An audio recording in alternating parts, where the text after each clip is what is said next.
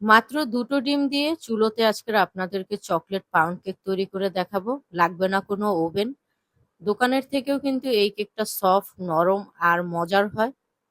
তো প্রথমে এখানে একটা বাটি নিয়েছি আর নিয়ে নিচ্ছি চালনি। 1/2 চামচ দিয়েছি ময়দা, 1 চামচ কোকো পাউডার, 1 চামচ বেকিং পাউডার, 1 চামচ বেকিং সোডা আর 1 চামচ গুঁড়ো দুধ আর 1 চিমটি লবণ। এখানে মেজারমেন্ট গুলো আমি চামচের আপনাদের ডেসক্রিপশনে দিয়ে দিব, অবশ্যই দেখে নিবেন। এবার শুকনো উপকরণগুলো সুন্দরভাবে চেলে নিচ্ছি। এবার দিয়ে দিয়েছি 1 চামচ কফি পাউডার। যেহেতু কফি পাউডারটা কিছুটা দানাদার, এর জন্য হাত দিয়ে এটাকে ঘষে মিক্সড করে নিয়েছি। শুকনো উপকরণগুলো এবার সুন্দরভাবে মিক্সড করে নিচ্ছি। তো মিক্সড করা আমার হয়ে গিয়েছে, এবার আমি এটাকে আলাদা করে উঠিয়ে রাখবো।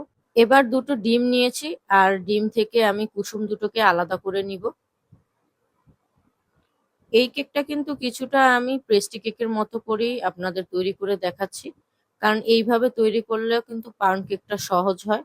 কোনোভাবে কোনো ধরনের কেকটা শক্ত হয় না, একেবারে পারফেক্ট আকারে কেকটা হয়। আরও একটা পদ্ধতি রয়েছে, সেটা আমি নেক্সট রেসিপিতে আপনাদের দেখিয়ে দিব। আর পাউন্ড কেকে অবশ্যই তেল বা দেখা যায় বাটার ইউজ করবেন, না হলে কিন্তু পাউন্ড কেকটা হবে না ভালো খেতে। এবার ডিমের সাদা অংশটাকে বিট করে নিচ্ছি। কিছুটা এরকম ফোমি হয়ে আসলে দিয়ে দিচ্ছি চিনি। এখানে 1/2 কাপেরও কিছুটা কম আমি চিনি দিয়েছি। প্রথমে এক ধাপে দিয়ে পরে বিট করে আবারও আরেক ধাপে দিয়ে দিয়েছি।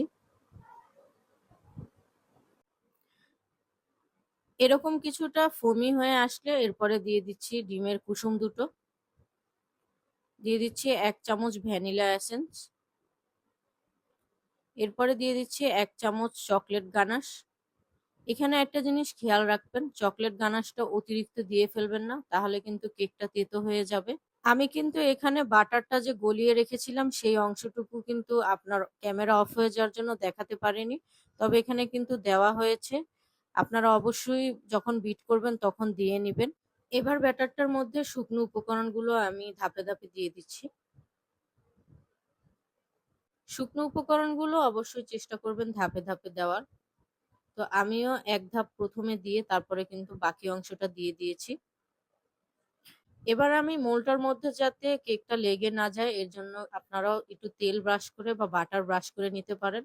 এবার আমি কেকের ব্যাটারটাকে চুলোতে দিয়ে দিচ্ছি। আর পাতিলটা কিন্তু আমি 5 মিনিট একবারে হাই হিটে এটাকে হিট করে নিয়েছি।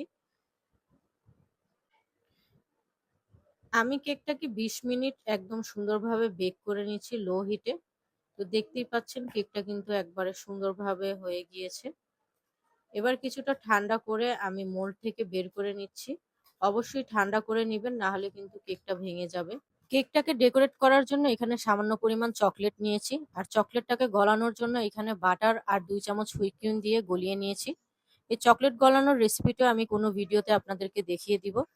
তো কেকের উপরে চকলেটটা দিয়ে সুন্দরভাবে আমি ডেকোরেট করে নিচ্ছি, আর দিয়ে দিয়েছি সামান্য পরিমাণ চকলেট চিপস। তো আপনাদের যদি আমার এই চকলেট পাউন্ড কেকের ভিডিওটি ভালো লেগে থাকে তাহলে অবশ্যই আমার চ্যানেলটি সাবস্ক্রাইব করে দিবেন আর পাশে থাকবেন। Thank you.